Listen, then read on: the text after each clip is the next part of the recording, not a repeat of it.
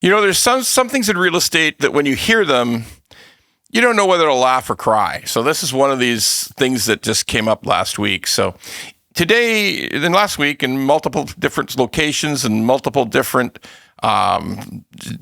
people's talking about it. It's probably been brewing for about a month, but it's really starting to gain momentum out in Vancouver. It's bring back foreign buyers. What? Like what? Yeah.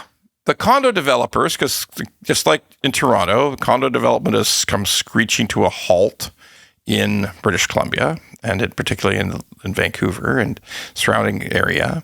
It's just gone to zero, just like it went to zero a year ago in Toronto. There's no new starts of any condo buildings for all million reasons that I've covered.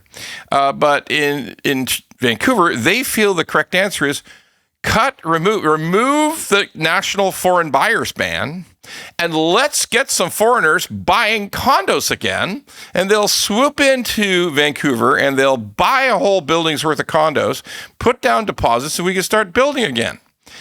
Yeah, that's what they want to do. Not everybody, thank God, but that's the story coming out of Vancouver. So let's go back in time about 8, maybe 9 years ago, when I started talking about in different kinds of social media venues about the fact that there's a ton of foreign buyers in Vancouver. There was like an enormous number. It was starting to come to Toronto, but only just slightly. And there's a huge number of them. And I guess it was 9 years ago. And that it obviously will have some impact on prices, because a foreign buyer doesn't necessarily care about the actual price. They just want to move their money out of the country, China mainly, move the money out of China, and sometimes the Gulf too, sometimes the Middle East, but move the money out of there and into a safe haven, which is Canada. Condos in Vancouver, reasonable flight. I can see my condos, and why not? Beautiful place. But they don't care about the price as much, because it's more about a sort of safety deposit box in the sky for your money. So I talked about that. The reaction universally from all locations was, you're a crazy racist white guy. Oh yeah, very much a lot of that. Then that I was absolutely wrong, and that foreign buyers had no influence. None. No influence on real estate. I'm so stupid. Also fat. Nobody said that, but that was sort of the inference. And also, it's only about 2% of all purchases. So racist, stupid, and wrong was basically a little bit of fat. And that was the story. Okay. So now let's fast forward.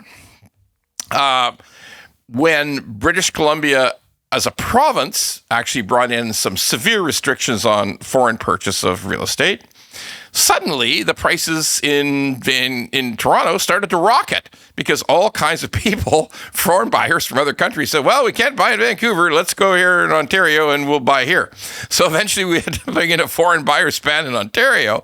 But in the meantime, in 1 year, I think it was 2017, prices spiked like 15% in just a year. It was crazy.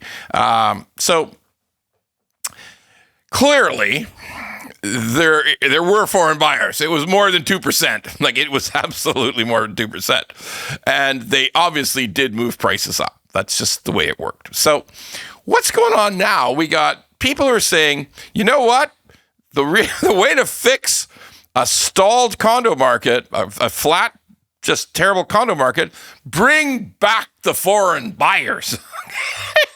Like, okay, it's nuts, right? But it's true. They're saying it. And here's one true thing. Developers don't care about anything but selling the stuff. That's it. That's the true thing.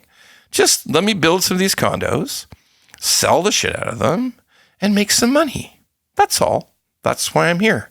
So whether they're from China or the Middle East or Iran or Russia, we'll just keep that quiet. Okay, we'll find some proxies to buy it. I don't care. Just buy these things and let me build some more of them. That's really it. Okay, like there's no other. You can't shade it any other way. You can't make it. Oh, I remember one woman made this comment about, oh, it's going to cure all of our capital stack problems. Yeah, sure it will. Of course it will. But it's against what everybody else who's just a regular person buying real estate, hoping to own a home, hoping to buy a condo to live in. And let's face it, if we're really, really honest with ourselves, it also drove the product down to the dog crate condo, because none of these people from China or the Middle East or wherever they were was going to live in those places.